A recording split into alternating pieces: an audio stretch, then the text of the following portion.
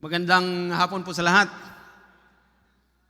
At I would like first of all to thank all of you for allowing us to be part of this celebration.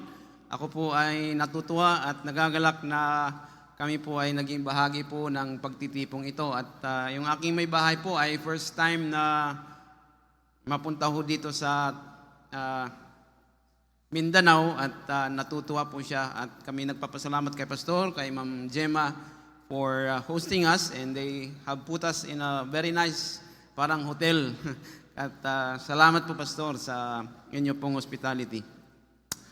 Ako po ay galing ng Luzon, so ang alam ko lang na Bisaya ay dalawang salita. Una ay dili ako bayot.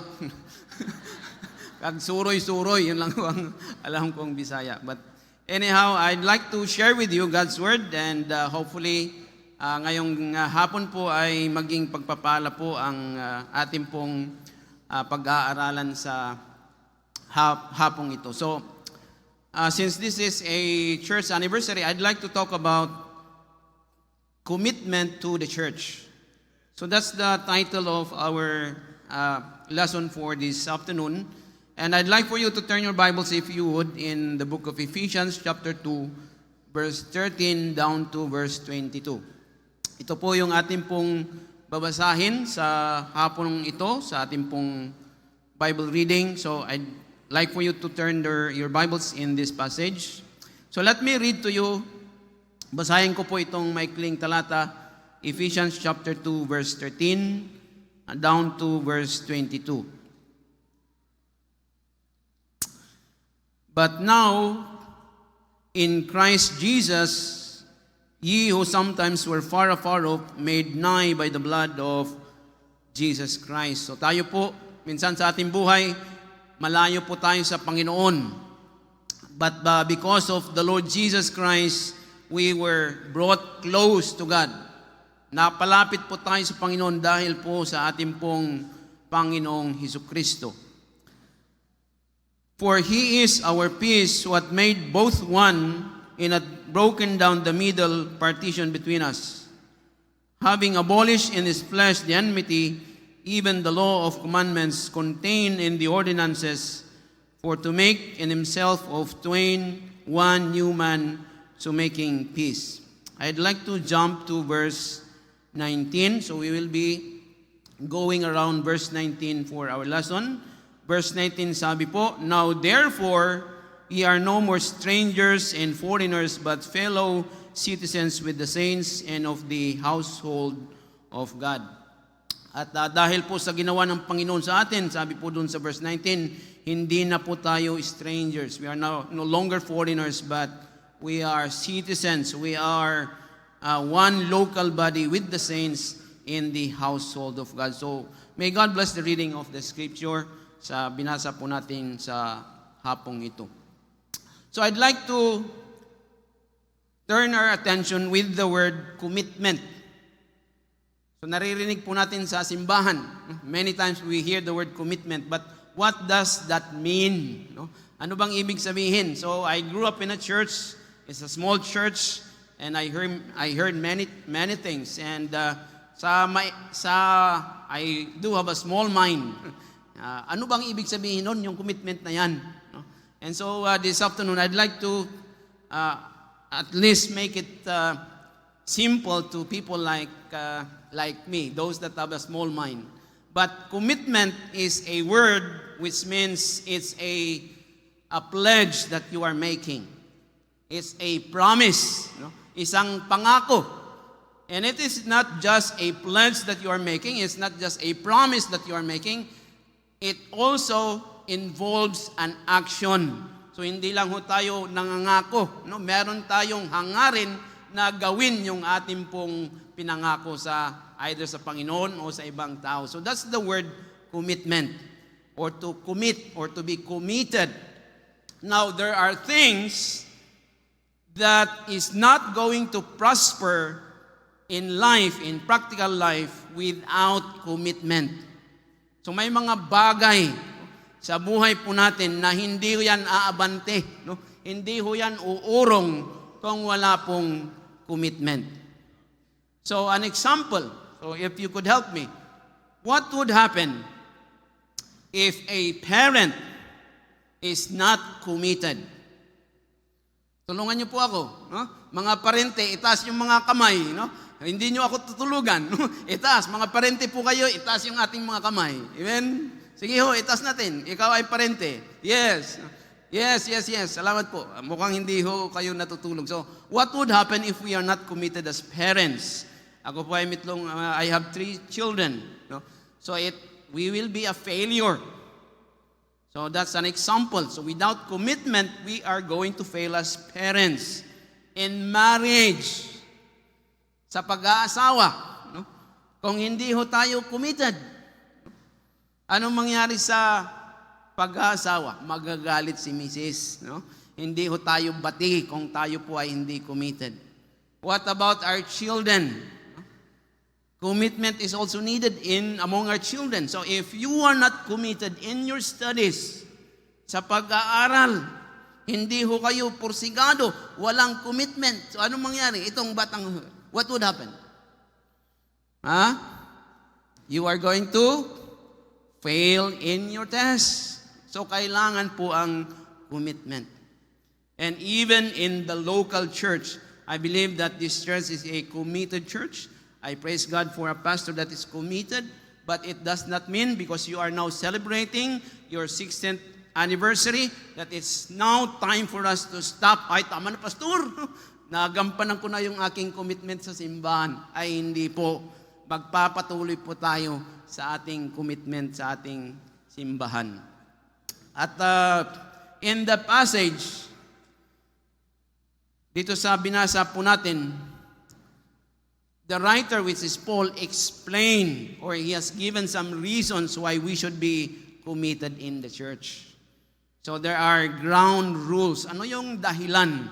So tayo po ay marunong magtanong, no? Ano yung dahilan kung bakit ako dapat mag-participate sa simbahan, maging committed sa simbahan? So right away, let me share with you 3 things that the Apostle Paul has mentioned. Why do we need to be committed to the body of Christ? So number 1 reason why we should actively participate in the building up of the body of Christ, number 1 is our belongingness to the church. So yun po ang nabanggit sa verse 13 until verse 16. So we are to participate, we are to be actively participating in building up the body of Christ. Why? Because we belong to the church. We belong to the body of Christ. So lahat po ng mananampalataya, sabi po ng verse 19, tayo po ay kasapi doon sa katawan ng ating pong Panginoon. So verse 19, sabi po doon, I'd like to read it one more time. Now therefore ye are no more strangers and foreigners, but fellow citizens with the saints and of the household of God. Citizens of His kingdom. We belong to His kingdom. At praise God, I've seen a few places. At yung mga katulad po natin na Pilipino, no? Doon sa Thailand, halimbawa, tanungin mo sila, gusto mo bang bumalik sa Pilipinas? At ang sagot po nila, marami nagsasabi, gusto ko kung maaari maging citizen ng Thailand. No? Hindi ko naman inaapi ang Pilipinas, pero yun ang hangarin po nila. No? Napunta rin po tayo sa mga ibang bansa, katulad ng Middle East, praise God for His grace. Tanungin mo yung mga Pilipino, kayo po sir, nagtatrabaho po kayo dito sa Middle East. Ano po ang inyong hangarin? Kung maaari po, gusto kong maging citizen ng Middle East. At if you are going to ask me to, tanungin niyo po ako, ano sa inyo, pastor, missionary? Gusto ko rin maging citizen ng Thailand kung maaari, no? So, anyway, it's a preference, ano ho? Pero, isipin natin, maganda ho yung Thailand, pero anong sabi ng Biblia? Tayo po ay citizen ng kalangitan. Is a lot better, mas maganda, no? Mas maayo, mas magaling, no? Yung maging citizen ng kaharian ng Panginoon. And so believers are part of the kingdom of heaven. Not only that, ano po yung sabi ng talata? Hindi lang ho tayo kasapi sa simbahan ng Panginoon, we are also members of His household. No? Members of His household. So, dito po ako po ay na-bless. No? Nakita po yung mga gawain ng Panginoon dito. At minsan, meron din ho akong inggit.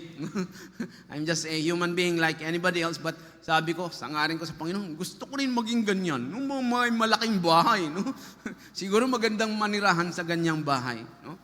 But alam niyo po, si Pastor nag-i-encourage sa akin. Sabi niya, Pastor, huwag ka nang mag-business para magkaroon ng pera. No? Alalahanin mo ay meron kang mansyon sa langit. No? So that is the implication of what Paul is saying. We are member of the household of God. We belong to the family of God. And because of that, we are to participate in the building up of the body of Christ.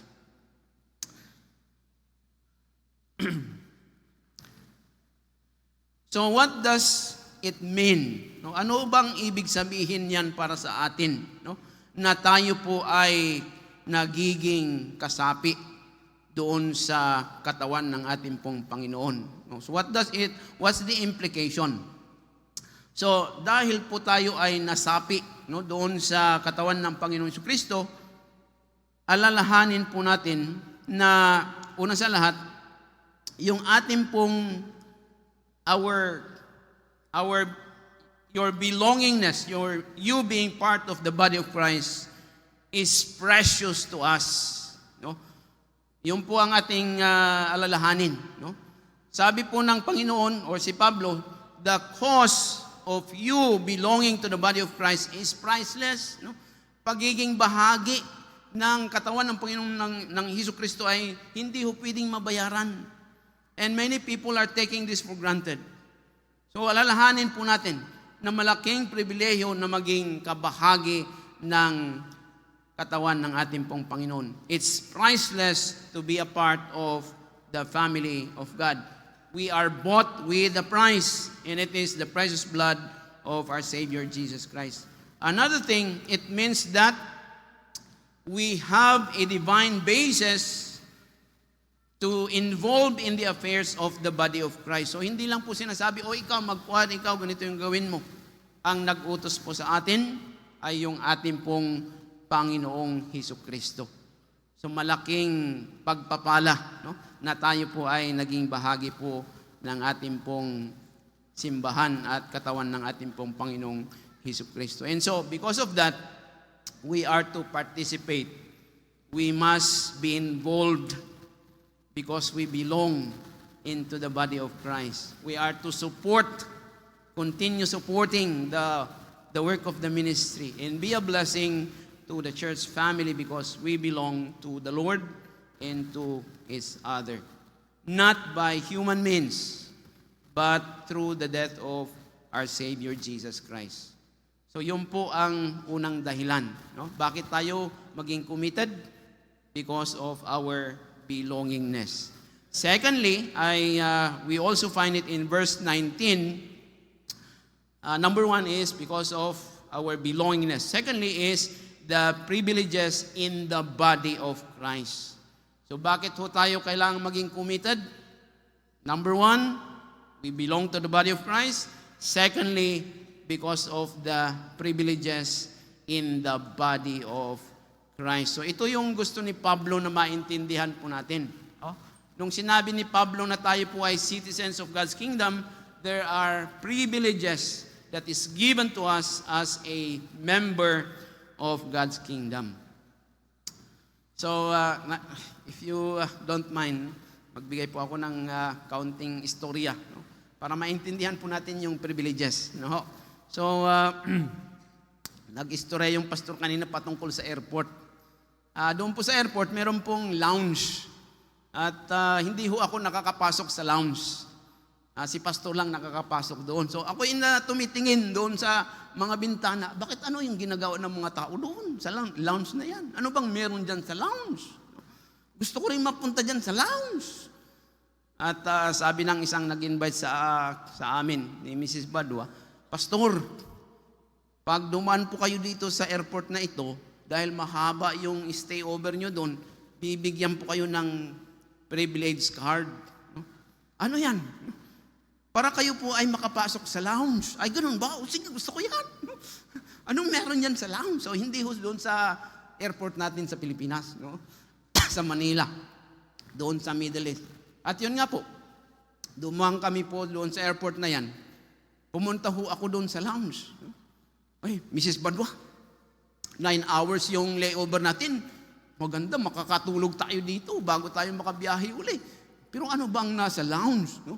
Nakita ko, merong mga pagkain. No? At alam ni Pastor, mahilig ho ako sa pagkain. Gusto ko yan. No? So kumain kami ni Mrs. Badwa. Kumain. At pagkatapos, sige, matulog na tayo. Nakita ko, no, every hour, nagpapalit ng pagkain. At sabi ko, gusto ko yan, huwag na tayong matulog. Hintayin natin uli na may bagong pagkain. No? So yun po yung aming ginawa. No? Kumain. Hindi na ho kami nakapahinga ng 9 hours. Kumain lang ang aming ginawa. Pero that is only a privilege that is only given to people that have the card. Privilege. No? So pag nagbigay si pastor ng privilege, o sige, ibigay mo sa akin yan, pastor. No? So anyway, it's a joke. But anyhow, we have a privilege as citizens of God's kingdom. Amen po ba?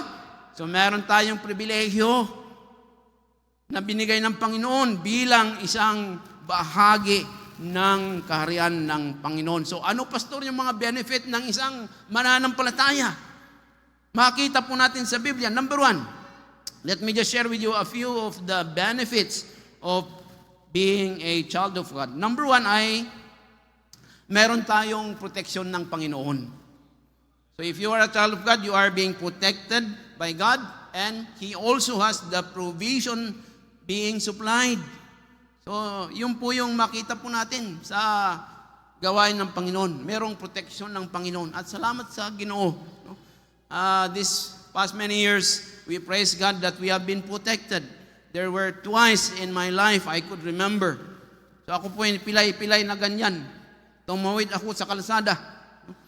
Ako'y nabunggo ng taxi sa Thailand, pero biyaya ng Panginoon ako'y nabuhay. Walang nangyari sa akin. Why? Because that's the promise of God to His children. And so praise God that He has protected us. You are here today because of the protection of God upon your life.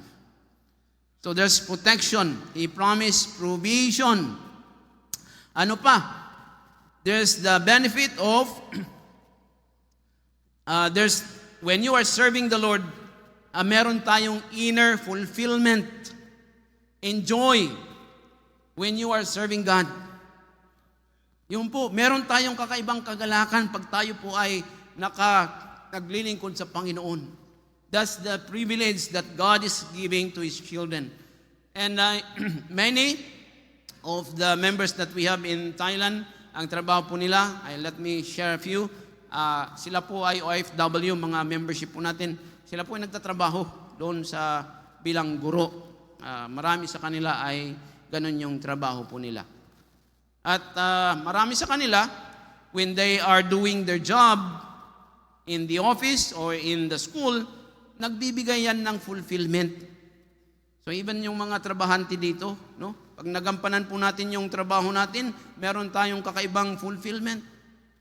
But let me tell you this, as a brother in the Lord, there is a fulfillment. There is joy that you cannot compare when you are serving the Lord. So merong kakaiba, no? Merong fulfillment sa trabaho, pero yung iba yung binibigay ng maglingkod sa Panginoon. So yun po yung pribilehyo, isang pribilehyo ng naglilingkod sa Panginoon. Kung kaya't, because of this privilege, we are to continue serving God. We are to continue in our involvement in helping the work of the Lord. Ano pa po yung mga benepisyo ng isang mananampalataya? We have an access to the Father. So yung panalangin po ito. Doon sa Thailand, marami po ang mga Thai people. They are praying to their God. Nag-aalay po sila ng mga iba't ibang klase. And they thought that that's going to bring them closer to God. Pero ang isang mananampalataya, tayo po'y pinapakinggan ng Panginoon. God, pay attention to the prayers that you are making. Why? Because you are a child of God. And wala pong ibang nabigyan ng ganyang pribilehyo, kundi po yung isang mananampalataya na katulad po natin. So, what does that mean to us again? Anong ibig sabihin ng mga pribilehyo na ito? Una sa lahat ay, it tells, yes, it lets us know that we are not meant to be alone. So may mga pribilehyong binibigay ng Panginoon para malaman po natin na hindi ho tayo nag-iisa. Linalang po tayo ng Panginoon. Nasulat po doon, we are no longer foreigners. We are no longer aliens in the kingdom of God. Kung tayo po ay meron pong pananampalataya sa Panginoon. At not only that, it means that we need the people of God to enjoy the privileges. Kailangan po natin ang tao ng Panginoon para ma-enjoy yung privileges. Like for example, in our illustration, merong ang pagkain doon pero walang tao, ay walang sayang. No? So we need God's people to enjoy the privileges. We need each other in the body of Jesus Christ to fully experience the privileges that God provides for us. So the church, ito po, yung simbahan, is put in a place so that we could experience all the blessings and the privileges that God provides His people. Ito po ay ginawa ng Panginoon. God put up this church so that we all could experience the blessings and the privileges that God provides His children. And then last one, bakit ho tayo maging committed sa simbahan? Una sa lahat, sige, tulungan niyo po ako para matapos na tayo. Number one, sabihin natin. Sige ho, lakasan po natin. Pangalawa, privileges. And number three, we have responsibilities to the church. Okay? We have responsibilities as members of God's family. So, nung sinabi ni Pablo doon sa talata, we are citizens in God's kingdom and members in His household, it means that we have responsibilities in the body of Christ. So, ibig sabihin, pag tayo po ay household, no? So, meron po akong 3 anak, lalaki sila lahat, meron silang mga responsibilidad, no? So, katulad po ng simbahang ito, linagay tayo ng Panginoon dyan, not simply to enjoy the privileges, but God has given us responsibilities in the body of Christ. We have a part in the body of Christ. We have individual role to fulfill in the church of God. And we are to be visible. So, isang illustration at pangalawang illustration, tapos na tayo. Meron po yung pastor, katulad ng mga maraming pastor, nagsisikan doon sa labas. No? Si pastor, sabi niya, nakita na yung isang mama, "Oh, sir, you should be active in the service of the Lord. Dapat aktibo tayo." "Opo, sir." No? "Pastor, active naman po ako." "Eh, bakit, kapatid? No? Ngayon lang po kayo nakita sa simbahan. No? Sa isang taon, hindi pa kayo nag-attend ng simbahan. Ngayon lang po kayo nag-attend." Eh, sabi nung membro, "Pastor, alam nyo naman, secret agent ho ako. No? Walang nakakaalam na ako'y member ng simbahan." No? Sabi ng pastor, dapat ho tayo active palagi. No? So we are all to be active members, palaging nakikita sa simbahan. Yun po yung hangarin ng Panginoon sa bawat isa sa atin. Hindi ho tayo pwedeng maging secret agent. Amen? Kailangan po tayong palaging visible sa ating pong panambahan. Wala pong secret agent na mananampalataya. Ano ho? So in the book of Acts, sabi po ng talata ng Biblia, sila po ay lumago. leaps and bounds. They have increased. And there's one reason why the church in Acts was being blessed by God. Pinagpala po sila ng Panginoon because they were willing, they gladly accepted the responsibilities, and they are committed to the body of Christ. Sila po ay committed sa gawain ng Panginoon. No? Yung nasa book of Acts. They strive to be a blessing to everyone. When people are in need, may mga pangangailangan, sila po ay nagbibigay sa pangangailangan ng mga mananampalataya, at dahil po dito, sila po ay pinagpala po ng Panginoon. No wonder God's blessing was resting upon them simply because they were generous, just like ang simbahan ito, of their possessions. They were helping people, and God has blessed them. So yun po yung mga tatlong bagay na nabanggit ni Pablo kung bakit po tayo dapat maging involved sa pagpalago ng gawain po ng Panginoon. Yung simbahan ay walang saysay sa atin. No? It is not meaningful to us if we are not involved. And so we must be involved in order to feel that we truly belong to the body of Christ. And let me say last word, we are to be involved because God is good and is faithful in our lives. Ang Panginoon po ay naging mabuti sa atin at naging tapat sa ating mga buhay. At nais ko pong magbigay ng kaunting personal illustration, if I may, patungkol sa kabutihan ng Diyos. Ako po ay lumaki na salamat sa Panginoon. My parents were saved. My brothers were saved, but life was difficult. So ako po ay taga-north ng Luzon sa probinsya. At while growing up, sabi ko sa Panginoon, ako po ay naglilingkod sa inyo. Ang aking pamilya po ay sinisikap na maging matapat. At alam niyo po yung tumatakbo sa aking isipan, bakit saan yung kabutihan ng Panginoon? Where's the goodness of God? Why is it that life is so tough? Why is it that life is difficult? So growing up, I really have this struggle believing that God is good. And this doubt that I had, compounded when my brother, I have an older brother, mabait yon, mas gwapo yung sa akin, yung aking kuya, pero nagkaroon siya ng tumor sa brain. Uli, sabi ko sa Panginoon, sa aking puso, bakit ganito?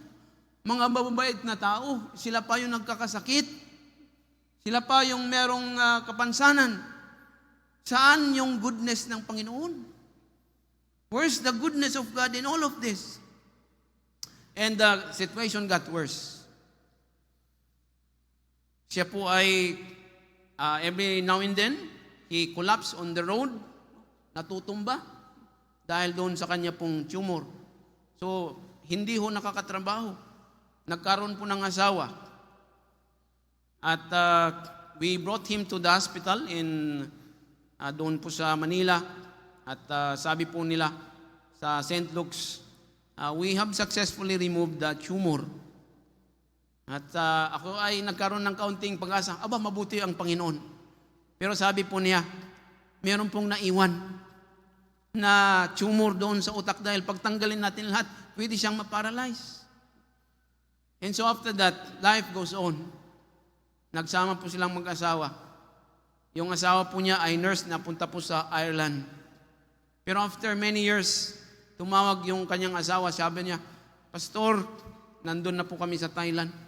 Lumaki uli yung tumor ng iyong kuya. At sabi po nila ng doktor, kailangan pong mapunta po kayo doon dahil he only is given a few months to live and what is left is for the family to see him. Wala na pong gamot. Wala na pong pwedeng paraan para masalbar yung kanyang buhay. At sa biyaya po ng Panginoon, kami ni Mrs. Badwa nakarating po doon. Doon napunta kami sa kanilang lugar.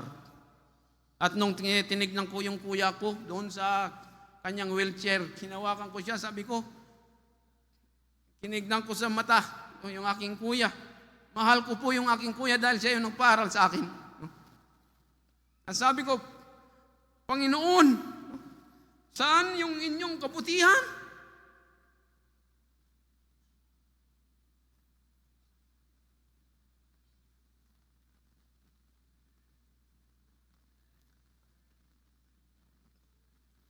Ako po ay missionary na ng matagal.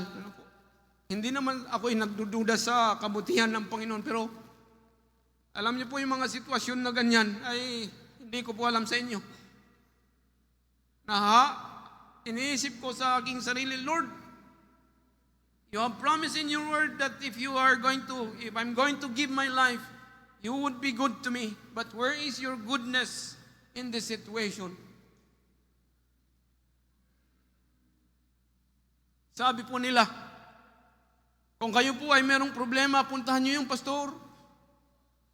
And so that is what I did. I went to the pastor. He's been in Ireland for quite a while. He's been going to the church. And so I approached the pastor. I said, Pastor, the hospital has told us, wala na po siyang pag-asa. He's hopeless. And you know exactly what would happen to him. He's going to die and we have to bring him back to the Philippines.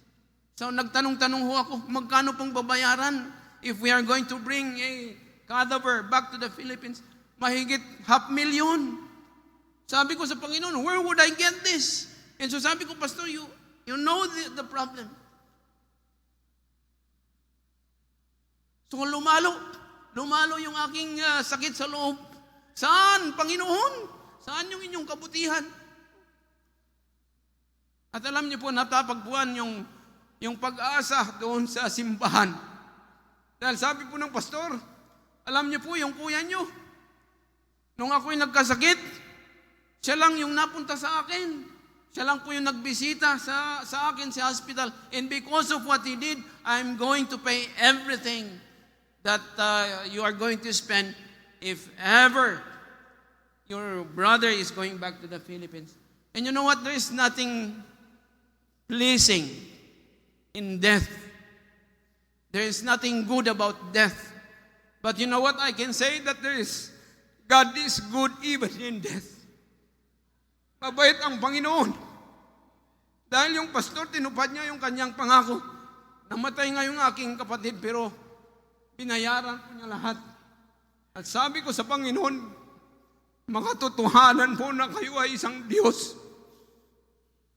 At kaya niyong isupply yung need ng kanyang anak. At dahil po doon, sabi ko sa Panginoon, ako'y maglingkod. Ako'y maging makatotohanan dahil alam ko po na kayo po ay isang Diyos na totoo. At yun lang po ang nais ko mong ibahagi. Kung kaya't ang simbahan po ay mahalaga. At makita po natin yung kabutihan ng Panginoon. Gusto kong tawagin po si Pastor.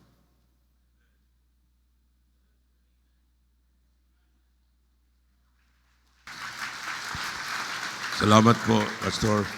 I ask everybody to please stand up. I don't want to close the service without having an invitation. Yes, Christian, just bow your head and close your eyes. Sometimes, mangutaan natin sa Ginoo, Lord, nganong imo ning gitugot. Sometimes we don't understand, no? The things na nahitabo sa atong kinabuhi. But I will tell you this, our God is faithful. Maybe you don't understand unsay nahitabo nimo karon. But later on, you understand that God is faithful. And He wants you to grow in your faith. While the piano will play very softly. Now, Christian, I don't know what kind of life that you have today. Maybe you have doubt. Maybe you're discouraged. You need to be committed to the church. The church is the body of Christ. If you love God, you need to love the church. God loved the church so much. You cannot serve God outside the authority of a local church. Christian, God is going to bless us because of the church. Maybe God speaking to your heart. I don't know what is in your heart. Maybe you want to, gusto ka mo balik sa Ginoo. Gusto ka ikaw mag-alagad sa Ginoo din sa church. Thank you so much mga Kristohanon sa inyong pagpaluyo ni nga buluhaton. But this afternoon, maybe God speaking to your heart. Why you will not come to the altar? Lord, thank you. We have a church here. Thank you, Lord. Sometimes we have problems. But here as church, nga maka-duol kami, diyan nimo. Sense of belonging to every one of us. Please come. If God speaking to your heart, why you will not come? And talk to God. Christian, ang atong mga pag-antos din kalibutan na layo ra sa gihimo ni Jesus Christ. Just believe it. Everything nga gitugot sa Ginoo sa imong kinabuhi, God has a purpose. Our Heavenly Father, we thank you so much, O God, for that message, Lord. We need to have commitment to our church. Lord, this church, thank you, God, to every members of this church. Thank you, Lord, sa mga Kristohanon nga nagpangabudlay, nagtrabaho, naghatag, nagsupport. Lord, because of this church, I know, God, it's imong paagi nga kami imong i-bless when we bless the church. Thank you, Lord. What a great privilege to me for being a pastor of this church. Lord, I am not worthy to be a pastor, but Lord, because of your mercy, because of your grace, I am what I am today. Lord, thank you for every members of the church, for the love, their sacrifices, their support, their presence. Lord, bless them. Thank you, Lord, Pastor Badua, for preaching to us about your goodness. Sometimes we don't understand your goodness. But Lord, thank you that you are there supplying our need, protecting us. Lord, thank you for protecting us. Lord, thank you for blessing this church. Lord, I pray that you will continue blessing us, multiplying the blessing of every members of the church who are following you, serving you, continue to serve you. Tanan akong ipangayo, in Jesus' name I pray. Amen. Thank